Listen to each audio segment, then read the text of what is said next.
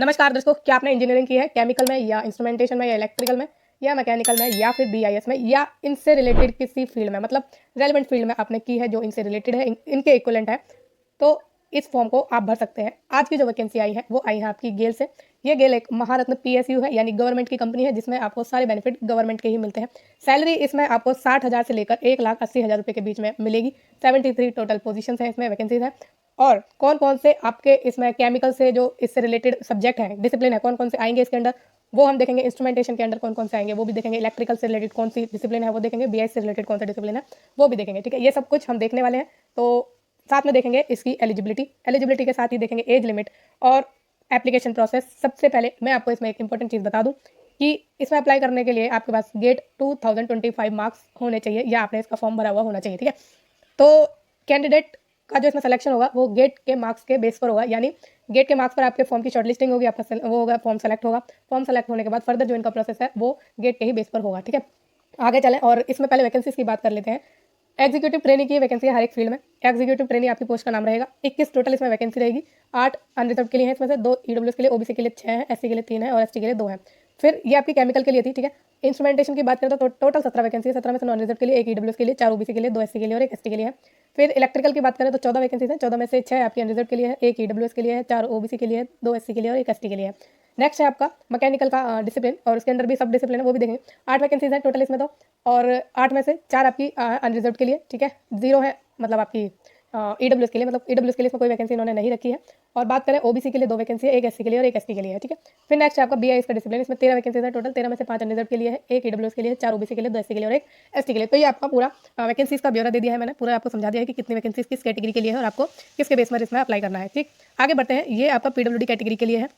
Essential qualification की तरफ आते हैं, तो अब इसमें कौन कौन से डिसिप्लिन कंसिडर किए जाएंगे वो देख लीजिए। केमिकल में अगर आपने बैचलर की डिग्री ली है इंजीनियरिंग में, यानी बीई या बीटेक किया है, जिसमें आप वो जो आपने किया है केमिकल में या पेट्रोकेमिकल में या केमिकल टेक्नोलॉजी में या पेट्रोकेमिकल टेक्नोलॉजी में, केमिकल टेक्नोलॉजी में, chemical technology and polymer science या chemical technology and plastic technology में, जिसमें आपके 65% मार्क्स हैं, तो आप इसमें आराम से अप्लाई कर पाएंगे। फिर इंस्ट्रूमेंटेशन की बात करें तो अगर आपने बैचलर डिग्री की ली है इंजीनियरिंग में और आपका जो डिसिप्लिन रहा है वो इंस्ट्रूमेंटेशन रहा है या इंस्ट्रूमेंटेशन एंड कंट्रोल रहा है या इलेक्ट्रॉनिक्स एंड इंस्ट्रूमेंटेशन रहा है या इलेक्ट्रिकल एंड इंस्ट्रूमेंटेशन रहा है या फिर इलेक्ट्रॉनिक्स है या इलेक्ट्रिकल एंड इलेक्ट्रॉनिक्स रहा है, जिसमें आपके 60% मार्क्स है, तो आप इस फील्ड में अप्लाई कर पाएंगे। इलेक्ट्रिकल की बात करें तो बैचलर डिग्री ली है आपने इंजीनियरिंग में, जिसमें डिसिप्लिन आपका इलेक्ट्रिकल रहा है या इलेक्ट्रॉनिक्स एंड पावर रहा है या इलेक्ट्रिकल एंड इलेक्ट्रॉनिक्स रहा है या इलेक्ट्रिकल एंड पावर रहा है, जिसमें आपके 60% मार्क्स रहे हो। फिर नेक्स्ट जो बात करें मैकेनिकल की, इसमें आपकी जो इंजीनियरिंग होनी चाहिए वो मैकेनिकल में होनी चाहिए, प्रोडक्शन में होनी चाहिए, प्रोडक्शन एंड इंडस्ट्रियल में होनी चाहिए, मैन्युफैक्चरिंग में हो या फिर मैकेनिकल एंड ऑटोमोबाइल्स में हो, जिसमें 65% मार्क्स आपके होने चाहिए आपके पास। फिर एग्जीक्यूटिव ट्रेनिंग जो बीआईएस में है, इसमें आपने इंजीनियरिंग की हो कंप्यूटर साइंस में या इन्फॉर्मेशन टेक्नोलॉजी में 65% मार्क्स के साथ,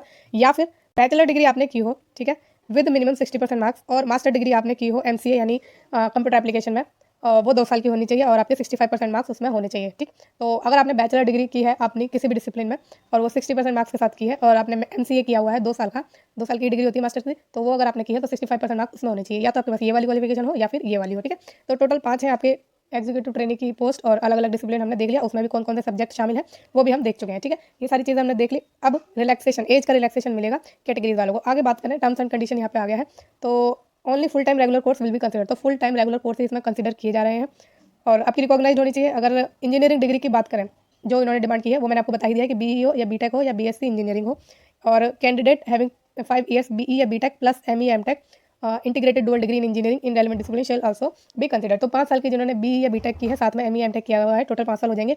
तो इंटीग्रेटेड अगर आपकी डुअल डिग्री है इंजीनियरिंग में तो इसमें आपको कंसिडर किया जाएगा। Candidate who have completed their bachelor degree in engineering including 5 year BE या BTech plus ME MTech integrated dual degree in engineering या MCA in the year of 2024, या फिर candidate who are currently in final year of their engineering degree course MCA degree only are eligible to apply for the post of executive trainee in E2 grade in discipline as per table 3 above. तो जो भी अभी currently अपनी degree कर रहे हैं final year में है वो भी इसमें फॉर्म भर सकते हैं। ठीक है, तो बैचलर डिग्री जिन्होंने की है इंजीनियरिंग, इन्होंने हर केस आपको बताया 65% मार्क्स उसमें होने चाहिए, लेकिन आपके लास्ट सेमेस्टर में लास्ट ईयर में जो भी आपने पास किया है, तो जो भी अभी परसुइंग है वो भी इसमें अप्लाई कर सकते हैं। और बात करें अब आगे, तो 65% उनके लिए है जो जनरल EWS है, ठीक है, और ओबीसी है, और 60% SC कैटेगरी के लिए, ध्यान रखिएगा। आगे बात करते हैं, तो जो भी परसुइंग है वो फॉर्म तो भर सकते हैं, लेकिन आपका जब सिलेक्शन होने को होगा तब आपकी फाइनल डिग्री आ जानी चाहिए या प्रोविजनल डिग्री जरूर आ जानी चाहिए, ध्यान रखिएगा, ये चीज़ इंपॉर्टेंट होती है। और गेट की बात करें तो गेट जिन्होंने 2025 में दिया है और जो 2025 से पहले वाले हैं वो उनके लिए अलाउड नहीं है ये, ठीक है। 2025 का भी गेट होगा, तो जब जो भी एप्लीकेशन प्रोसेस है वो भी आपको समझा दिया जाएगा, ठीक है। तो 2025 से पहले वाले गेट वाले कैंडिडेट इसमें नहीं भर पाएंगे, 2023 से अर्लियर आर नॉट एलिजिबल, ठीक है। आगे बात करें एज रिलैक्सेशन, SC ST को 5 साल का है, OBC को 3 साल का है, PWD जनरल EWS को 10 साल का है, PWD OBC को 13 साल का है, PWD बिलोंगिंग SC ST उनको 15 साल का है, ठीक है। तो ये चीज़ आपकी रिलैक्सेशन की हो गई। आगे बात करते हैं एमिलमेंट, मैंने आपको बता ही दिया है 60,000 से 1,80,000 के बीच में रहेगा, बाकी आपको अलाउंसेस वगैरह सब मिलेगा क्योंकि ये गवर्नमेंट की ही कंपनी की जॉब है। Other benefit company accommodation, lease accommodation, HRA, medical facility, group insurance etcetera सब कुछ आपको दिया जाएगा। प्लेसमेंट की बात करें असाइनमेंट की, तो गेल के जितने भी जॉइंट वेंचर चल रहे हैं उनमें आपकी हो सकती है क्या पोस्टिंग, इंस्टॉलेशन जहाँ है, प्रोजेक्ट जहाँ चल रहा है, ऑफिस जहाँ भी है ऑल ओवर इंडिया कहीं भी आपकी पोस्टिंग हो सकती है, इसमें कोई सर्टेन नहीं है कि आपकी यही होगी। सिलेक्शन प्रोसेस मैंने बताया आपको, graduate aptitude test in engineering यानी गेट 2025 के बेस पर आपका एग्जाम होगा। और आगे बात करते हैं कि अब इसमें क्या है, एलिजिबल कैंडिडेट हुआ applied for appearing in GATE 2005 in the relevant paper mention table 5, इसमें आपको दिया है, अभी हम बात करेंगे। रिसीव्ड गेट 2025 एडमिट कार्ड में now apply online through GAIL website, जो कि ये है, for the relevant post indicating their GATE 2025 registration number, relevant GATE examination paper, list of discipline branch consider equivalent to each of the mention advertise post in the given below.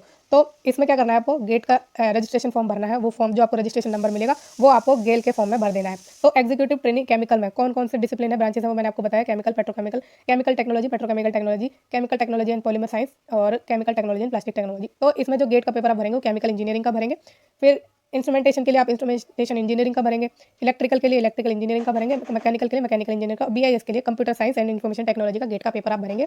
तो जब आप भरेंगे तो registration number आपको मिलेगा gate में और वो आपको गेल के फॉर्म में फिल कर देना है। आप समझ गए ये चीज़। Based on the GATE 2025 marks candidate will be shortlisted for further selection process or for the position of executive trainee in the above discipline. Please note that only GATE 2020 marks are valid for this recruitment exercise. 2024 या उससे पहले वाले, ठीक है, वो इसमें consider नहीं किए जाएंगे, सिर्फ 2025 वाले इसमें कंसिडर किए जा रहे हैं, है ना। फिर the candidate who have registered with GATE 2025 are required to download the admit card from GATE official website upon its activation और receive downloading of GATE 2025 admit card with registration number. Candidate will have to separately apply online in GAIL indicating their GATE 2025 registration number in the career section of GAIL website. For this purpose, the relevant link will be made available in career section our website. It may be noted that application without valid GATE registration number will be rejected. ठीक है, तो इसमें वही बोला है कि जब आप अप्लाई करेंगे तो उसमें आप रजिस्ट्रेशन नंबर डाल दीजिएगा, करियर सेक्शन में आपको अवेलेबल हो जाएगा सब कुछ, और अगर गलत होगा जो भी होगा रजिस्ट्रेशन नंबर तो आपको रिजेक्ट हो जाएगा, ठीक है। तो ये चीज़ आपकी है और आपको डाउनलोड करना है अपना एडमिट कार्ड गेट का, जब वो अवेलेबल होगा उस केस में सारी चीज़ें दे दी जाएंगी। Candidate will be required to apply online GAIL में, तो गेल में ऑनलाइन आपको अप्लाई करना है, जिसका लिंक ये है। कब तक अप्लाई करना है ये देख लीजिए, आपको 8 मार्च तक अप्लाई करना है 2025 की, और शाम के 6 बजे तक आपको इसमें अप्लाई करना है, ठीक है। तो 6 बजे तक आप इसमें अप्लाई करेंगे 18 मार्च के। आगे बात करें तो आपको एक ही डिसिप्लिन के लिए अप्लाई करना है, एक से ज़्यादा के लिए आप अप्लाई नहीं कर पाएंगे। तो सारी चीज़ें आई थिंक हमने डिस्कस कर ली। आपके डॉक्यूमेंट है जो भी लगेंगे सब कुछ आपको अपलोड करना ही है, आपको पता चलेगा कौन कौन सी डिमांड कर रहे हैं ऑनलाइन एप्लीकेशन फॉर्म में, और इस सेपरेट फीस आपसे नहीं ली जाएगी, ये भी इन्होंने बताया है। और इंडियन नेशनल सी इसमें एलिजिबल है अप्लाई करने के लिए, वैलिड ईमेल आईडी दीजिएगा। अच्छा, इसमें एक चीज़ रह गई है, आई थिंक एज लिमिट मैंने नहीं बताई है, तो इसकी एज लिमिट है 26 साल, क्योंकि 26 साल की एज लिमिट इन्होंने रखी है। और आपकी जो एज लिमिट काउंट होगी वो अभी हम देख लेते हैं, ऊपर है, ऊपर, हाँ यहाँ है। तो 26 साल आपकी एज लिमिट है, 18 मार्च से ही ये काउंट की जाएगी, बाकी रिलैक्सेशन आपको मैंने बता दिया है। तो वीडियो को हम यही एंड करते हैं। आपको ये वीडियो कैसी लगी है मुझे कमेंट के द्वारा जरूर बताइए। अगर आपके पास कोई डाउट है तो मुझसे कमेंट के द्वारा पूछ सकते हैं। और फ्यूचर में रेगुलर जॉब्स के अपडेट के लिए इन टाइम वैकेंसीज की नोटिफिकेशन के लिए इस चैनल को प्लीज लाइक, शेयर और सब्सक्राइब भी जरूर कीजिएगा। Thank you so much.